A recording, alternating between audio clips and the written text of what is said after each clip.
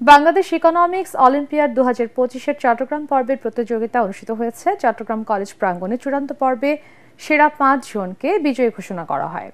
আয়োজকরা বলেন, দক্ষ তরুণ সমাজ গড়ে তোলাই তাদের মূল লক্ষ্য। মনির হোসেন তপুর রিপোর্ট। অর্থনীতির শিক্ষা, দেশ গড়ার দীক্ষা, এই প্রতিপাদ্যে অনুষ্ঠিত হল বাংলাদেশ ইকোনমিক্স অলিম্পিয়াড 2025-এর চট্টগ্রাম রাউন্ড। সপ্তমবারের মতো আয়োজিত এই অলিম্পিয়াডে অংশ নেয় 20,000 শিক্ষার্থী। সীমিত সম্পদ আছে, সেটা কিভাবে সুষ্ঠুভাবে ব্যবহার করব যাতে আমার জীবন একটু উন্নত হয় এবং সার্বিকভাবে দেশের জীবনটা যেন উন্নত হয়। বাংলাদেশ ইকোনমিক্স অলিম্পিয়াডের ব্র্যান্ড অ্যাম্বাসেডর ও জাতিসংঘের দুর্যোগ ঝুঁকি হ্রাস ফেলো মোহাম্মদ মানসুরুল হক বলেন, আগামীতে দেশের অর্থনীতিতে আমূল পরিবর্তন আনবে তরুণরাই।